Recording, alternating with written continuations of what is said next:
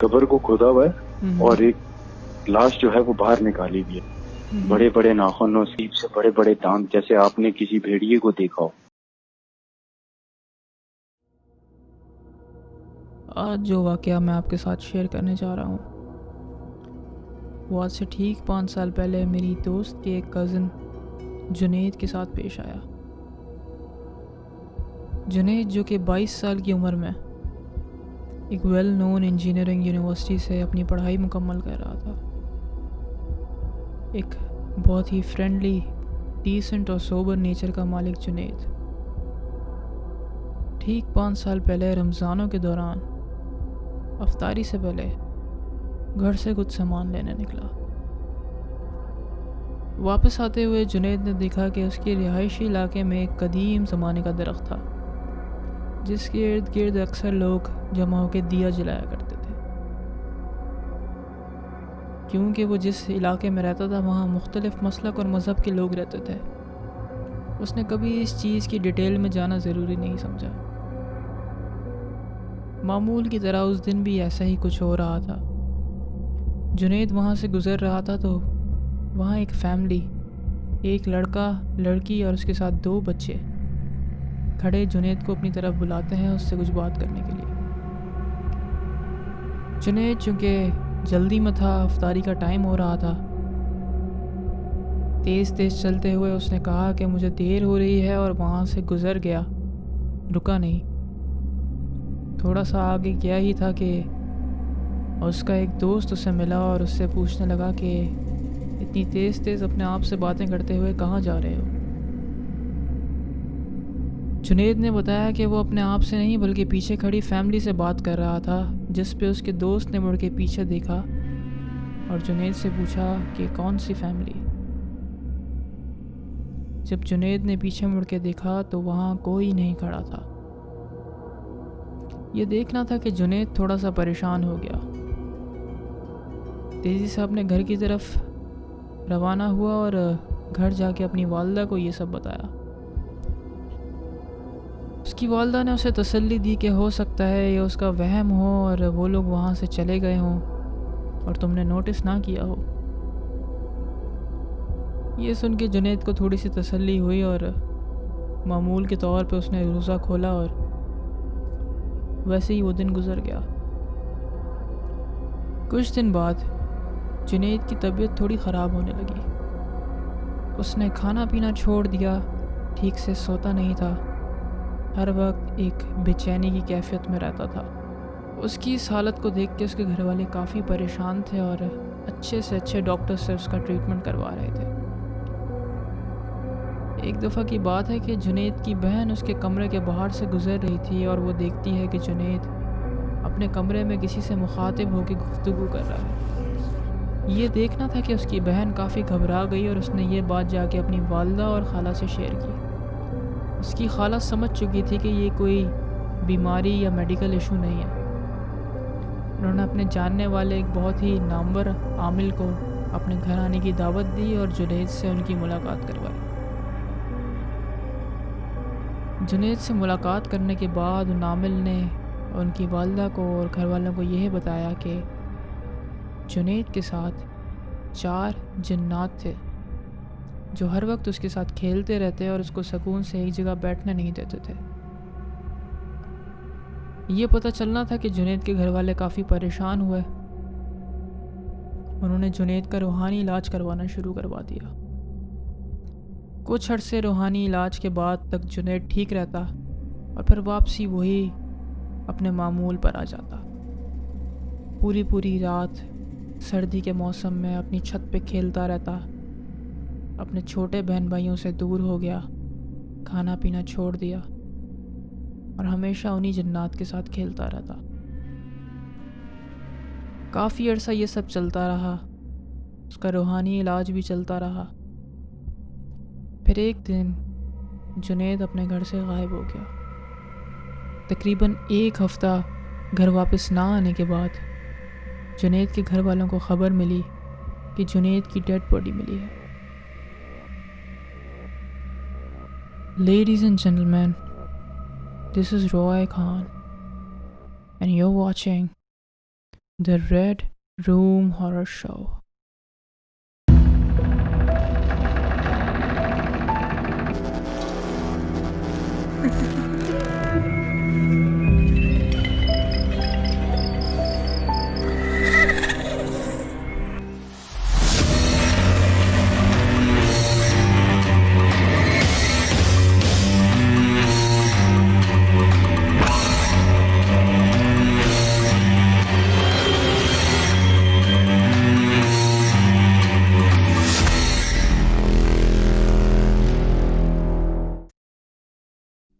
Welcome back, ladies and gentlemen. This is Roy Khan. This is Tanoli. And we're back with the second episode of the Red Room Horror Show. I would like to thank you all for subscribing to our YouTube channel and everyone that messaged us. वो सब लोग जिन्होंने हमारे YouTube channel पर subscribe करा और हमारे Facebook page को लाइक करा और हमारे फर्स्ट एपिसोड के ऊपर बहुत अच्छा माशाल्लाह से रिस्पांस दिया. और I would like to thank all of you जिन लोगों ने हमें मैसेजेस किए, हमें कॉल्स की, शो में जो है वो पार्टिसिपेट करने के लिए और अपनी स्टोरीज़ भेजी. And it's necessary to go and subscribe to our YouTube channel that is the red room horror show, because Facebook के ऊपर हम लोग पूरा एपिसोड नहीं डालते. The complete episode goes on the YouTube channel. Facebook पे just highlights आती है. And to watch the full episode you need to go on our YouTube channel and subscribe to our channel. The first episode had a very mixed feedback. Some people found it funny. बहुत सारे लोगों के लिए scary भी था. और एक format भी शो का हमारे सामने आ गया कि किस तरह का फॉर्मेट है. डिफरेंट सेगमेंट्स में डिवाइडेड है show. The first segment is a story segment जिसमें हम आपको बताते हैं एक story. And this is to be noticed कि we do not support any kind of fabricated stuff, any kind of made up stories. So if you have a genuine incident that you would like to share with us, you're most welcome. But अगर आप कोई किताबी कहानी या कोई ऐसी चीज़ हमारे साथ शेयर करना चाहेंगे यहाँ पे जो कि जिसकी कोई ऑथेंटिसिटी नहीं है या कोई बहुत बहुत दूर से आपने सुनी हो, तो just try to avoid that. And कोई भी ऑथेंटिक सोर्स से अगर आपने कोई स्टोरी सुनी है या कोई ऐसा इंसिडेंट जो आपने ख़ुद विटनेस किया है, so do share that with us. And thank you for your feedback. And ऐसे ही हमें सपोर्ट करते हैं. इंशाल्लाह will be back with good content for you. So you can go and subscribe to our YouTube channel that is the red room horror show on YouTube. अच्छा, ये जैसे अभी स्टोरी हमने डिस्कस करी, आपने बताई जो जुनैद वाली, तो इसमें जैसे ये जुनैद जब गुज़र रहा था एक दरख्त के पास से और वहाँ पर एक फैमिली ने उसको रोका, जो आवाज़ दी, बिकॉज वो जल्दी में था तो नहीं रुक पाया. तो मे बी ये हो सकता है कि जो उस पर जिन की हाजिरी हुई है, तो हो सकता है वो फैमिली वही फैमिली हो. बिल्कुल ऐसे ही है, क्योंकि जब उसके दोस्त ने वहाँ देखा तो वहाँ कोई नहीं था, तो दैट्स डेफिनेटली ऐसी कोई वहाँ पे एंटिटी थी जो उसके दोस्त को नज़र नहीं आई लेकिन जुनैद को नज़र आई. तो most probably that's the case कि हो सकता है कि वो हो सकता है कि फैमिली हो और वो कोई जिन्नात हो जो कि जुनैद से कम्युनिकेट करना चाह रहे हैं. इसमें ऐसा भी तो होता है कि कुछ चीज़ें अच्छी भी होती हैं, कुछ चीज़ें बुरी भी होती हैं. शायद उनको इस चीज़ का बुरा लग गया हो कि उसके सामने जुनैद का रिस्पॉन्स अच्छा नहीं था या कुछ. हाँ, लेकिन मेरे ख़्याल से अच्छी चीज़ें कभी भी आपको नुकसान नहीं पहुँचाएंगी. सही. अच्छी मखलूक जो कि बहुत सारी जगहों पे बसेरा होता है, ऐसी मखलूक़ात का जो कि अच्छी भी होती हैं और वो आपको नुकसान नहीं पहुँचाती कभी. बिल्कुल ऐसे ही. अनटिल आप उनको कोई हार्म करने की कोशिश ना करें. तो लेकिन हमने देखा कि Junaid actually died of this whole incident. But तो हम वी कैन नॉट से कि वो अच्छा, तो मुझे नहीं लगता इसके अंदर कुछ था. तो let's go to our next segment that is the caller segment. चलते हैं. You can call us on 0334 7280 443. You can also WhatsApp us on 0334 7280 443. Okay, then let's go to our first caller. Hello, अस्सलाम वालेकुम. वालेकुम अस्सलाम. जी, कौन बात कर रहा है? अली बात कर रहा हूँ. अली, कहाँ से बात कर रहे हैं आप और क्या शेयर करना चाहेंगे हमारे साथ आज? मैं कराची से बात कर रहा हूँ और मैं अपने गांव का एक वाकया शेयर करना चाहता हूँ. सही, ठीक है। अली, क्या नाम है आपके गांव का? मेरे गांव का नाम है मोरो, अंदरून सिंध में। सही। 4-5 साल पहले की बात है। मैं अपने गांव गया हुआ था, तो वहीं पे उसी घर के पास ही कब्रिस्तान भी है। सही। थोड़ा सा वॉकिंग डिस्टेंस पे है, बहुत ज्यादा दूर नहीं है। तो मैं सुबह उठा और मैंने अपने कजन को बोला कि चल के बाहर से नाश्ता करते हैं। घर पे कोई था नहीं, तो उसने कहा कि चलो हम चलते हैं। हम बाइक पे बैठे और हम जैसे ही जाने लगे तो हमने देखा कि कब्रिस्तान की तरफ लोगों का मजमा लगा हुआ है। तो मेरे कजन ने बाइक रोकी और किसी से पूछा कि भाई क्या हुआ है, इस तरीके से लोग क्यों जमा हुए हैं। तो पता चला कि किसी कब्र को खोदा हुआ है और एक लाश जो है वो बाहर निकाली हुई है। तो लोगों के समझ में नहीं आया कि ये क्यों है या किसने किया है। उन्होंने वापस से जो लाश थी उसको वापस से दफनाया। सही। और मामला खत्म हो गया। उसके दूसरे दिन रात में फिर से ये हुआ कि वापस से लोग जमा हुए थे और फिर से जब हमने पूछा कि अब क्या हुआ है, तो उन्होंने बताया कि वापस से उसी कब्र में से किसी को निकाला हुआ है और हाथ भी उसका कटा हुआ है, डेड बॉडी का। तो ये सुन के बड़ा अजीब सा लगा कि ऐसी कोई क्या चीज है जिसने ये किया है। और जब 2 बार ये हो चुका था तो मकामी जो थे उन्होंने ये फैसला किया कि हम में से कुछ लोग रात को इसी कब्रिस्तान में अलग अलग जगहों पर छुपकर बैठेंगे और देखेंगे कि इस रात तो कुछ नहीं होता, क्योंकि ये चीज कंटिन्यूअसली होते ही जा रही थी। 2 दिन तक की हो चुकी थी चीज। सही। तो तीसरे दिन की रात को जब मकामी आगे कब्रिस्तान में और वो छुपकर अलग अलग जगहों पर बैठ गए, तो रात को उन्होंने देखा कि कोई कब्रिस्तान में एंटर हुआ है। एक आदमी था, वो आया और वो जैसे ही उस कब्र की तरफ पहुंचने लगा, मकामियों ने उसको पकड़ा। मकामियों से उसने हाथापाई जैसी शुरू की तो किसी ने हवाई फायर भी किया उसको डराने के लिए और उसको पकड़ के उसके हाथ बांध दिए। पुलिस को खबर कर दी, तो पुलिस मोबाइल आई, उसको लेकर गए। तो सबको पता चल गया था कि कोई पकड़ा गया है जो ये कर रहा था। तो हम भी गए। हमने भी सोचा कि हम भी चल के देखते हैं कि ये ऐसी क्या चीज है, कौन है ये, क्या कर रहा है ये। तो हम जब गए तो वो इंसान तो इंसान लग ही नहीं रहा था और उसकी बहुत अजीब सी हालत थी।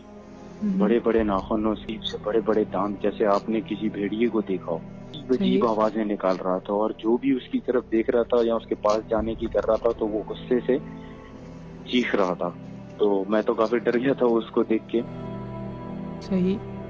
अच्छा, तो ये आप लोगों ने भी वहाँ पे मतलब इन्वेस्टिगेट हुआ इस बारे में कि वो क्यों कर रहा था इस तरह और क्या था? वो उसने कुछ जवाब नहीं दिया, वो इस बात को कुछ बोल ही नहीं रहा था और उससे अगर आप बात कर रहे थे तो वो ऐसा लग रहा था कि जैसे इंसानी जबान वो समझता ही नहीं है।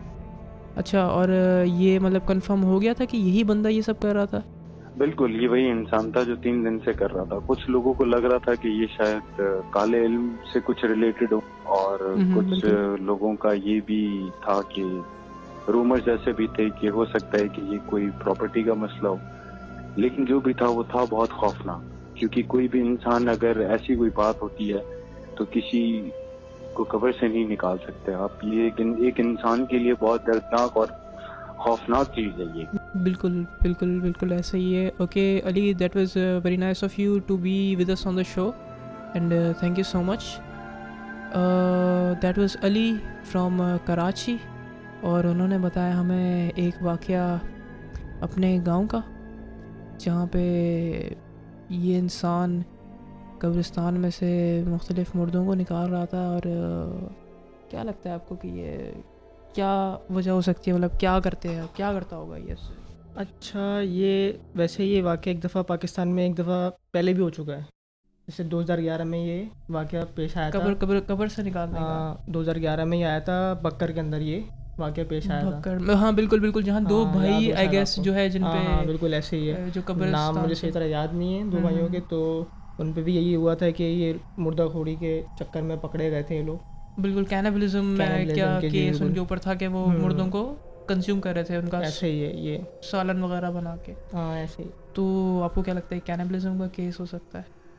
मे भी हो सकता है, अब इसमें शायद ब्लैक मैजिक भी इन्वॉल्व हो सकता है। बिल्कुल ऐसे। अच्छा, सुपर नेचुरल तो आई वुड से इसके अंदर कुछ नहीं था, हाँ ऐसा तो नहीं था मगर लेकिन अगर ब्लैक मैजिक से रिलेटेड है तो हो सकता है, लेकिन पूरी स्टोरी के अंदर कुछ ऐसा था तो नहीं कि मतलब जिससे कोई इस तरह की किसी सुपर नेचुरल या एक्स्ट्रा टेरेस्ट्रियल चीज़ की जो है वो प्रेजेंस मौजूद हो या प्रूफ हो।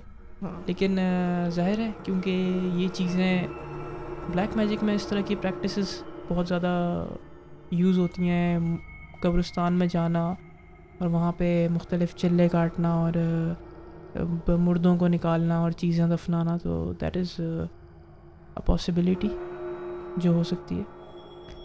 You can call us on 033472804443। You can also WhatsApp us on 033472804443। चलते हैं अपने नेक्स्ट कॉल की तरफ। हेलो अस्सलाम वालेकुम। वालेकुम अस्सलाम। कौन बात कर रहा है? रमीज़ बात कर रहा हूँ कराची से। अच्छा रमीज़, आपके साथ कोई ऐसा वाक़या, कोई सुपर नेचुरल एक्टिविटी हुई हो जो आप हमारे साथ शेयर करना चाहें? पहले आज से तकरीबन ये बात है, तकरीबन 20 साल पहले की बात है। तकरीबन मैं भी 10 साल का होता था तब हम लोग रहते थे पहले कराची का वेस्ट का इलाका है, मंगोपीर की साइड पे जो न्यू नाज़िमाबाद बना हुआ है। जी जी बिल्कुल। हमारी खाला और हम वहीं रहते थे। तो 20 साल पहले की बात है। बहुत मतलब उस टाइम झाड़ियाँ वगैरह ये सब सन्नाटा, मतलब 4 घर बने हुए और सुनसान एरिया था बिल्कुल पूरा, कि 4 घर के बाद फिर बहुत दूर जाके आबादी होती थी। तो हुआ ये कि मेरी खाला की एक बेटी थी। कहानी ये है कि उसकी वालदा ने एक रात उठ के जब मतलब वॉशरूम वगैरह के लिए उठी उसकी वालदा, तो देखा कि उसकी दीवार के आगे बैठी हुई है और बातें कर रही है। उनकी वालदा को हुआ, मेरी खाला को, कि ये कैसे क्यों कर रही है ये। फिर पहले दिन इग्नोर करा मेरी खाला ने, फिर दूसरे दिन देखा, दूसरे दिन भी सेम टाइम पे उठे और सेम टाइम पे वो बातें कर रही दीवार पे। बिल्कुल मतलब अंधेरा वगैरह, पूरे कमरे के अंधेरा होता था क्योंकि दूसरा रूम था, उसके अंदर बच्चे सोते थे। अब वो बातें कर रही, मतलब दीवार के सामने बातें कर रही होती थी। अब खाला को तशवीश हुई, अब खाला ने मेरे खालू को बताया, खालू को भी तशवीश हुई। अब वो दिन के अंदर भी कुछ ऐसी एक्टिविटीज करने लग गई, लाइक अपने होंठ चबाने लगी थी, होंठ अपने दांतों से चबाने लगी थी और मतलब नाखून खाने लगी थी। कुछ ऐसी हरकतें कर रही थी दिन में भी कि वो कभी जिंदगी में नहीं की। हालांकि शादी, उसके रिश्ते वगैरह आ रहे थे, मगर तो मेरे खालू ने मतलब किसी को बुलाया, किसी जानने वाले को, आए भाई देखें मेरी बेटी के साथ ऐसा मसला हो रहा है। और रोज तकरीबन 1 हफ्ता हो गया था इस बात को। रोज रात को उठे और मेरी खाला अब रात को मेरे खालू को उठाती हैं कि दोनों आके देखते हैं, तो वो हल्की हल्की सी आवाज में बस बोलती है। खाला ने मेरी अम्मी को बताया कि इतनी हल्की आवाज में बातें करती थी कि वो खुद बोले और खुद सुन सके। मेरे खालू ने कि बुलाया किसी को, मे भी ये पंजाब कॉलोनी की तरफ थे कोई ये तो अरसा वीरिया पता नहीं क्या होंगे वो। अब मेरी भांजी तो उनकी थी। अब मेरी खाला जब जिन वो आने लगी, मेरी खाला ने हमें बुला लिया कि हो सकता है कुछ तुम भी आ जाओ। मेरे वालिद को, मेरी अम्मी को बुला लिया कि आ जाओ, आप भी आ जाओ। हो सकता है अल्लाह ना करे कोई ऐसे मिसबिहेव करे तो कोई ना कोई सपोर्ट के लिए हो। अब वो सामने बैठी हुई, वो सोफे पे बिठा लिया उसको, वो करीब गए। उन्होंने बोला बेटा आंखें बंद करो। उस लड़की ने आंखें बंद कर दिया, मतलब मेरी कजन ने आंखें बंद कर दिया। सिर्फ सर पे हाथ रखा उसके, कुछ उन्होंने पढ़ना शुरू किया। इसके बाद उन्होंने सर पे से हाथ हटाया और पीछे हट गए।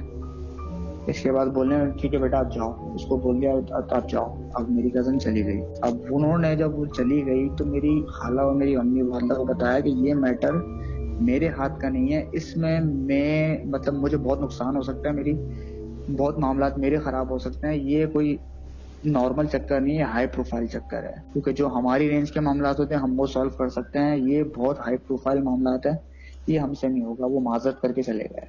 तकरीबन 1.5 महीना हो गया। अब जब उन जैसे बंदे ने, हर बंदे ने रेफरेंस दिया था, यार इन बंदे के पास चले जाओ, आप इन बंदों के पास चले आओ, वही आए थे और वही ये कह के चले गए। तो मतलब सारी होप खत्म हो गई थी कि क्या करें।